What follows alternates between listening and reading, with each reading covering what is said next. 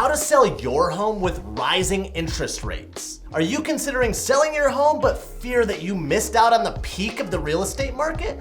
Don't worry. In this video, I'm gonna tell you how to sell your home in a shifting market with rising interest rates. And if you stay till the very end, I guarantee you that you'll know exactly how to maximize the profits in your home.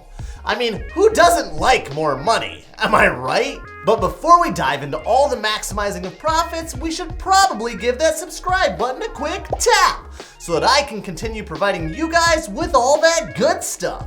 And while you do that, I'll just go ahead and drop in this intro to buy you guys a few seconds.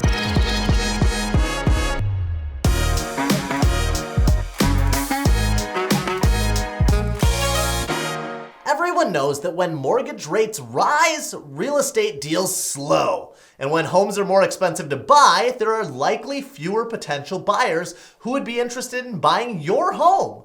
This leads to the plateauing of price appreciation, meaning your home's value has probably stopped rising and possibly even dipped a bit.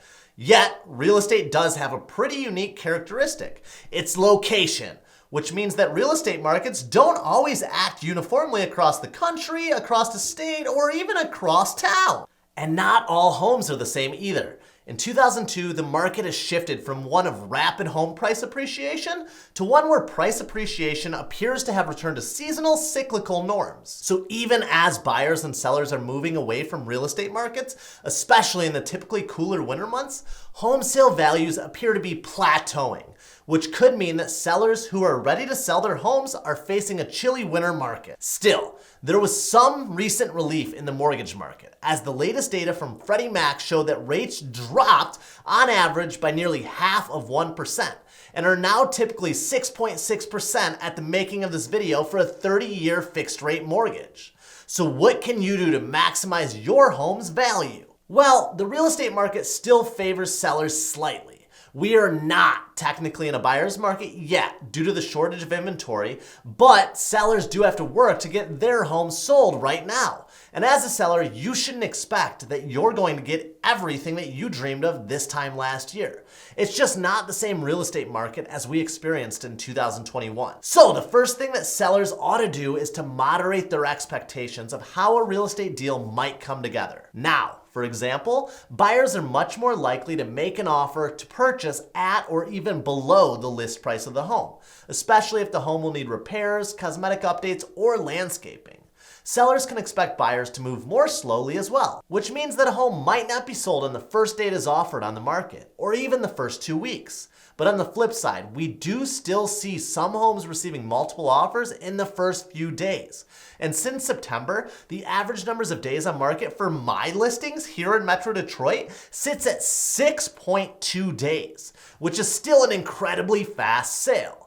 And as a reminder, yeah, I sell houses throughout all of Metro Detroit. So if you know someone who's looking to buy or sell a home, I'd love to help them. Especially if it's a home in Pontiac, Waterford, Ferndale, or even Flint, because I've set some monster goals for myself in those cities. But anyways, back to your regularly scheduled broadcast. Instead of wondering what buyers might do, you can consider what you as a seller can control about listing and presenting your home for sale. If you have the ability and the means to take on a home renovation project, you probably should. The more turnkey you make your property, the more appealing it will be in the open market. And in this market, you're definitely going to want to expand your buyer pool. Consider who is most likely to be interested in your home right now. Millennial buyers, whether buying their first home or looking to make an upgrade to a home with larger square footage or more bedroom. And if millennial buyers make up the majority of the buyer pool, shouldn't we do things to appeal to millennial buyers? That includes considering making some cosmetic updates in preparing your home, such as repainting the home with more modern, popular colors, changing out old light fixtures for more energy efficient, sleeker ones, and focusing on the curb appeal of the home. In addition to preparing your home for sale, we can also expand your buyer pool by representing your home in the best possible light, where millennials spend all of their time, the internet. Maybe it's time to consider that hip realtor in their mid-30s making all those cool videos and such. That's me. I'm that hip realtor, or so my mom says at least. All right, I promise. That's the second to last cheesy self-promotion that I've got for you in this video. But seriously, guys, in the beginning of this video, I made a commitment to show you how to maximize the profits in your home. And these next few suggestions are the secret sauce. Professional photos, videography, and 3D tours are no longer an option. If you want to maximize your home's profits, these are indispensable. Make sure that when you're looking for a real estate agent to sell your home, you speak with them about their digital marketing plan. I can almost guarantee you that you'll catch most of them off guard.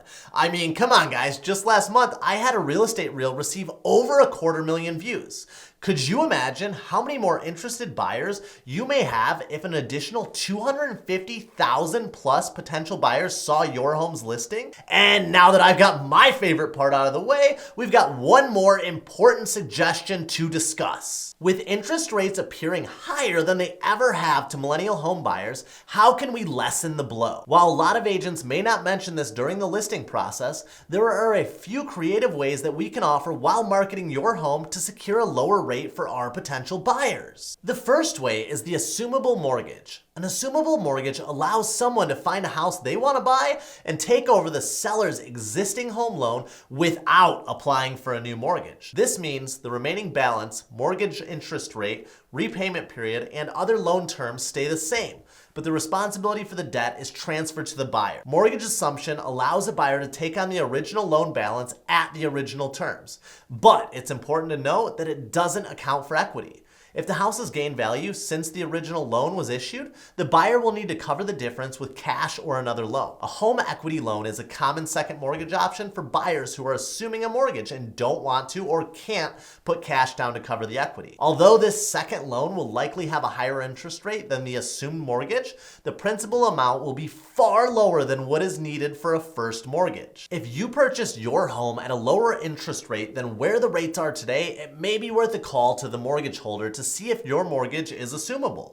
If it is, you can maximize your home's marketability by offering your rate to a potential buyer, which could help them ultimately pay more for your home upfront while saving them money long term. A more traditional offer would be that of seller concessions. Seller concessions are closing costs that the seller pays to help the buyer by reducing the amount of cash they need to close. By lightening the buyer's upfront cost, they may be willing to pay a higher price for the home. And lastly, the one we've all heard faint whispers of the past several months, the 2-1 buydown. A 2-1 buydown is an agreement that provides for a low interest rate for the first year of the loan, a somewhat higher rate for the second year, and the full rate for the third year and beyond. The goal with a 2-1 buydown is to hopefully allow us to refinance before the third year of the mortgage, avoiding that 7% interest rate altogether. Offering a seller concession to fund a 2-1 buydown can make it easier and faster for you to sell your home for a good price, as you are essentially assisting a buyer secure a much lower interest rate for the first 2 years of their mortgage. Well, that's it guys. I know it's a lot of information, but I guarantee you that if you guys save this video for later and come back to it when you're ready to list your home, you'll most certainly maximize the amount of money that you're putting in your pocket.